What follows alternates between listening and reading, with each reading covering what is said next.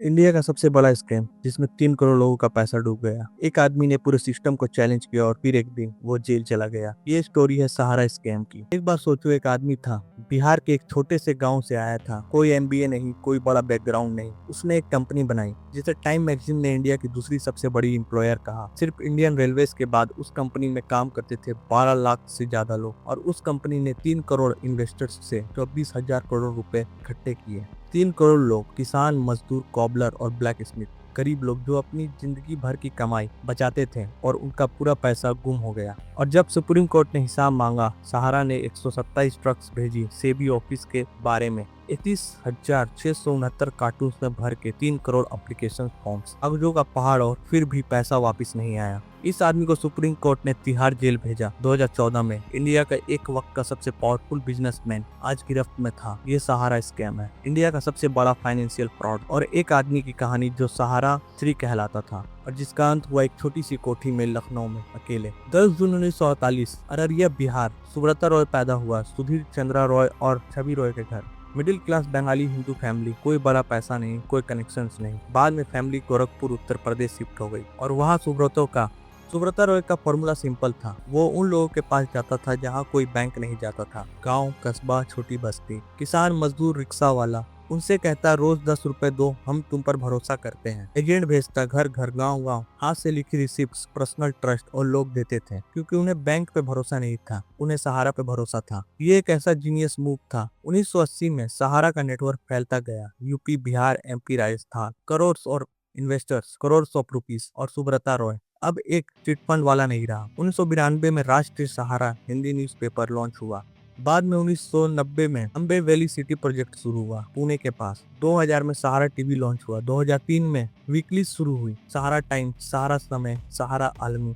और फिर cricket, Indian cricket team का ऑफिशियल स्पॉन्सर बना सहारा। वो जर्सी जो इंडिया पहनता था उस टाइम, उस पे लिखा होता था सहारा। 2004 में टाइम मैगजीन ने सहारा को इंडिया का दूसरा सबसे बड़ा एम्प्लॉयर कहा। सुब्रता रॉय अब सहारा श्री बन चुका था। लखनऊ में उनका हेडक्वार्टर था। सहारा शहर, एक पूरा शहर उन्होंने बनाया था सिर्फ अपनी कंपनी के लिए। होटल्स, हॉस्पिटल्स, स्कूल्स, सब सहारा का था। और सुब्रता रॉय का लग्जरी कार, व्हाइट कुर्ता, बड़ा सा कॉन्वॉय, इंडिया का एक नया टाइकून। लेकिन नीचे कुछ और चल रहा था जो कोई नहीं देख रहा था। ये देख के आंखें बंद कर रहे थे। सहारा का असली बिजनेस था लोगों के पैसे लेना। लेकिन कैसे? सहारा ने 2 कंपनीज बनाई, सहारा इंडिया रियल एस्टेट कॉर्पोरेशन और सहारा हाउसिंग इन्वेस्टमेंट कॉर्पोरेशन। इन्होंने एक स्कीम लॉन्च की, OFCD, ओपेंशली फुल्ली कॉन्ट्रिब्यूटरी डिबेंचर्स। नाम बड़ा टेक्निकल था लेकिन काम सिंपल था। लोगों से पैसा लो, रिटर्न दो। लेकिन प्रॉब्लम ये बॉन्ड सेबी की परमिशन के बिना इशूज किए गए थे। सहारा ने इन्हें प्राइवेट प्लेसमेंट कहकर सेबी की नजर से बचाने की कोशिश की। प्राइवेट प्लेसमेंट मतलब सिर्फ कुछ लिमिटेड लोग, लेकिन सहारा ने ये बॉन्ड्स 3 करोड़ लोगों को बेच दिए। 3 करोड़ प्राइवेट प्लेसमेंट, ये बहुत बड़ा फ्रॉड था। और इन्वेस्टर्स कौन थे? सुप्रीम कोर्ट में सुब्रता रॉय ने खुद कहा, ज्यादातर इन्वेस्टर्स मजदूर थे, कॉबलर थे, ब्लैक स्मिथ थे, वुड कटर थे। 2000 से 3000 रुपए की इन्वेस्टमेंट। इंडिया के सबसे गरीब लोग जिनके पास कोई ऑप्शन नहीं था, जिन्हें बैंक नहीं जाने देता था, जो सहारा के एजेंट्स की बात पे भरोसा करते थे, और उनका पैसा इनकम टैक्स डिपार्टमेंट ने 1990 से ही कह रहा था सहारा मनी लॉन्ड्रिंग का ऑपरेशन है।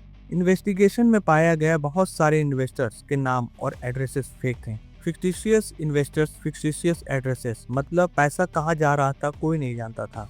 2009 SEBI, security and exchange board of India, एक कंप्लेंट मिली, सहारा की कंपनीज इलीगल बॉन्ड्स इशू कर रही हैं, इन्वेस्टर्स का पैसा खतरे में है। सेबी ने जांच शुरू की। नवंबर 2010 सेबी ने सहारा इंडिया रियल एस्टेट और सहारा हाउसिंग इन्वेस्टमेंट कॉर्पोरेशन को पब्लिक से पैसा उठाने से रोक दिया। सुब्रता रॉय ने कहा, हम सही हैं, सेबी गलत है। कोर्ट में गए, हाई कोर्ट में इलाहाबाद हाई कोर्ट ने सेबी को एक्शन से रोक दिया। लेकिन सेबी कहाँ रुकने वाला था। जून 2011 सेबी ने ऑर्डर दिया, तुरंत पैसा वापस करो इन्वेस्टर्स को। सहारा ने फिर अपील की, सिक्योरिटीज अपील ट्राइब्यूनल एसएटी में। एसएटी ने भी कहा 6 हफ्ते में 17,656 करोड़ विथ 15% इंटरेस्ट के साथ वापस करो। सहारा ने फिर अपील की सुप्रीम कोर्ट। अगस्त 2012 सुप्रीम कोर्ट ने सेबी का ऑर्डर अपहेल्ड किया, 15% इंटरेस्ट के साथ पैसा वापस करो। अब कोई रास्ता नहीं था, लेकिन सुब्रता रॉय ने फिर एक मूव किया।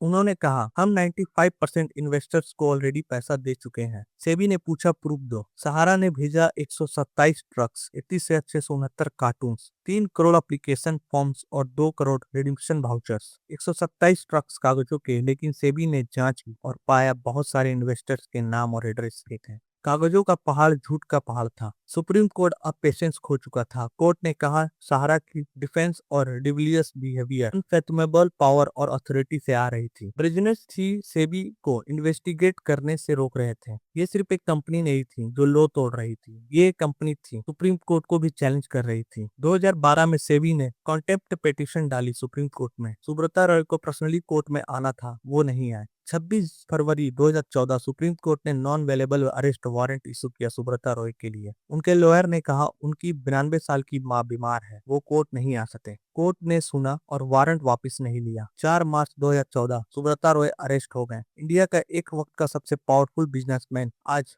जेल के पीछे था। मार्च 2014 सुब्रता रॉय और 2 डायरेक्टर्स तिहाड़ जेल में भेजे गए। तिहाड़ जेल वही जेल जहां इंडिया के सबसे खतरनाक क्रिमिनल्स रहते हैं। बेल की बात गई। सुप्रीम कोर्ट ने कहा, बेल चाहिए तो 10,000 करोड़ सेबी में जमा करो। 10,000 करोड़। सुब्रता रॉय ने कहा, एसेट्स हैं, होटल है, जमीन है, बेचता हूँ। लंदन में ग्रोसवेनवर होटल था, न्यूयॉर्क में प्लाजा होटल था, ड्रीम डाउन होटल था। सब बेचने की कोशिश की, बायर्स ढूंढे, लेकिन मई 2016 में मां की मौत के बाद पैरोल पे बाहर आए और फिर बेल बढ़ती रही। तिहाड़ से बाहर आए लेकिन केस खत्म नहीं हुआ। लेकिन इस पूरी स्टोरी में सबसे इम्पोर्टेंट सवाल ये है, 3 करोड़ इन्वेस्टर्स का प्लान और पैसा क्या हुआ? वो किसान, वो मजदूर, वो कॉबलर जिन्होंने 2,000-3,000 रुपए लगाते लगाते अपनी जिंदगी भर की कमाई सहारा को दी थी, उनका पैसा कहाँ गया? सहारा ने सेबी अकाउंट में 25,000 करोड़ जमा किए। इतना बड़ा नंबर, लेकिन ये सुन के रोना आता है। मार्च 2023 तक सेबी ने सिर्फ 17,526 एप्लीकेशन प्रोसेस की।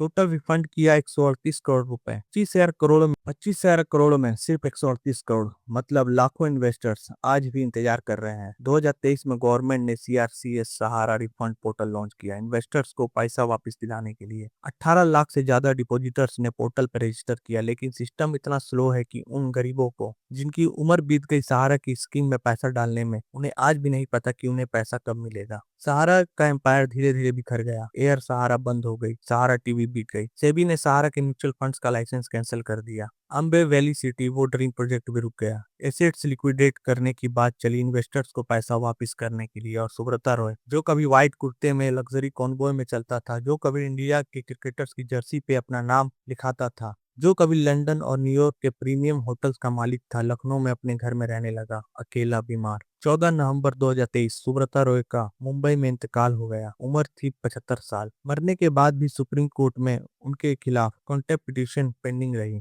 एक आदमी जिसने अपनी जिंदगी में एम्पायर बनाया, लेकिन मरने के बाद भी कोर्ट केस नहीं खत्म हुआ। सहारा स्कैम ने इंडिया को क्या दिया? पहली चीज, स्ट्रिक्ट रेगुलेशन आए, कलेक्टिव इन्वेस्टमेंट स्कीम के लिए इन्वेस्टर्स प्रोटेक्शन के लिए। अब कोई भी कंपनी सिर्फ प्राइवेट प्लेसमेंट कहकर करोड़ लोगों से पैसा नहीं ले सके। दूसरी चीज, सेबी की ताकत बढ़ी। सुप्रीम कोर्ट ने सेबी को फुल पावर दी अनलिस्टेड कंपनी को भी इन्वेस्टिगेट करने की, अगर इन्वेस्टर्स का इंटरेस्ट खतरे में हो। तीसरी चीज, एक वार्निंग इंडिया के हर इन्वेस्टर्स के लिए, अगर कोई स्कीम आए जो बैंक से ज्यादा रिटर्न दे, जो कोई प्रॉपर डॉक्यूमेंटेशन ना मांगे, जो सिर्फ ट्रस्ट करो कह के पैसा ले, तो रुको, सोचो और सेबी की वेबसाइट चेक करो, क्योंकि सहारा के बाद भी इंडिया में हर साल कहीं ना कहीं कोई सहारा छुपा बैठा होता है। सुब्रता रॉय बिहार के एक छोटे से गांव से आया था। उसने एक ड्रीम देखा, एक ऐसा इंडिया बनाने का जहां गरीब भी इन्वेस्ट कर सके। क्या वो सपना सच था, या वो सिर्फ एक बड़ा पोंजी स्कीम था जिसमें गरीब लोगों का पैसा अमीरों की जिंदगी चलाने का काम आया? जवाब हिस्ट्री के पास है। 3 करोड़ इन्वेस्टर, 24 करोड़ रुपए, एक एम्पायर जो ढाया,